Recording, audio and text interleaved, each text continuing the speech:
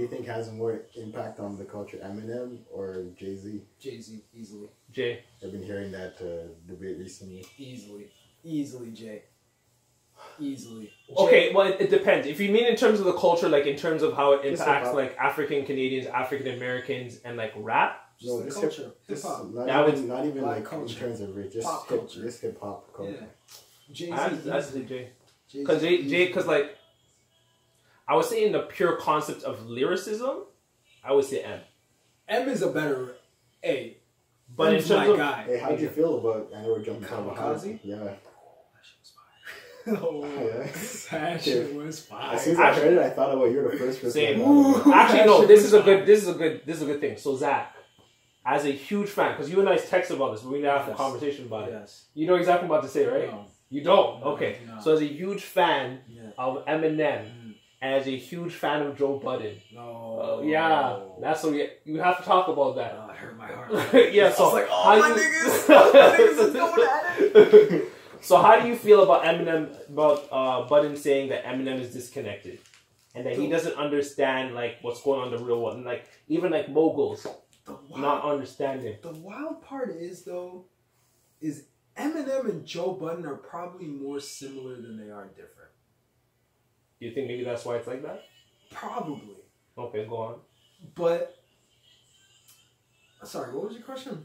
How do you feel about Joe Budden saying that Eminem and moguls like him are disconnected? They can't understand people. They're always in like their sheltered bubble, which is why they ain't saying shit on their album, like how he's just rapping. He's not saying much on Kamikaze. I disagree with Joe. I disagree and I agree.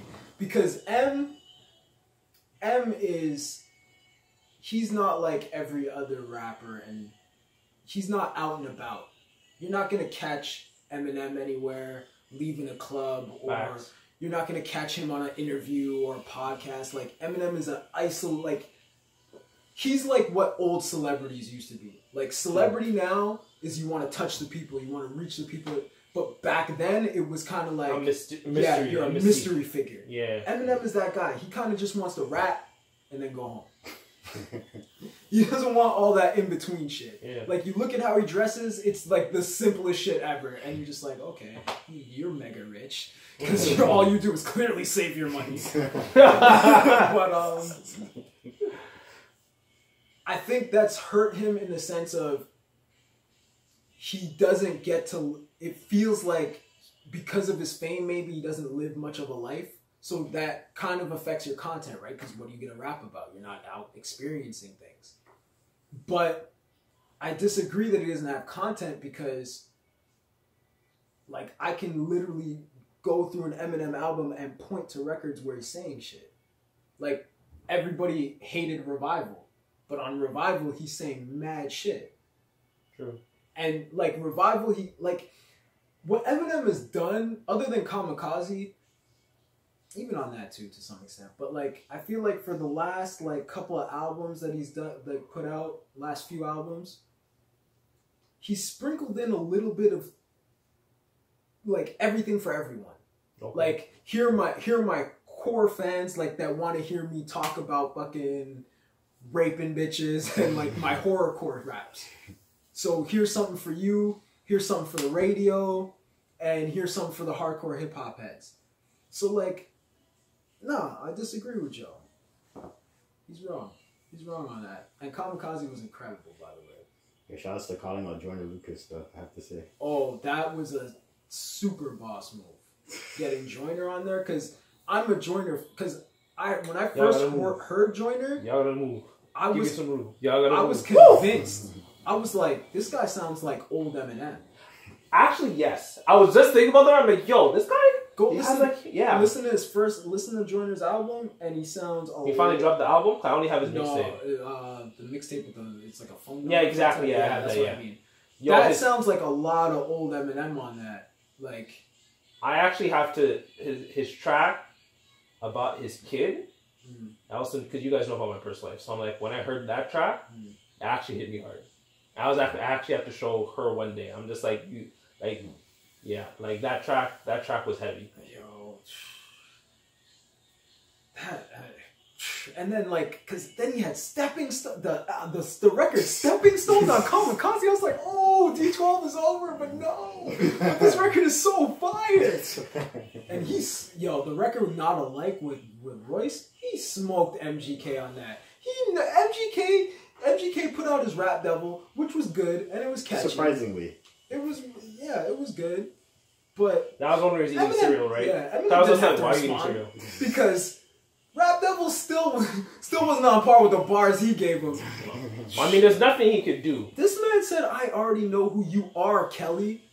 Oh. I don't use sublims. You know, I try to... And keep commenting my... Oh, man. That drop was nasty too, because it's so out of nowhere too, Yeah. right? And next time, you don't gotta use Tech 9 if you want to get at me with a submachine gun. Oof.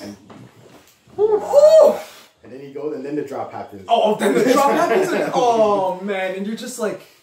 He's proceeding to just roast him.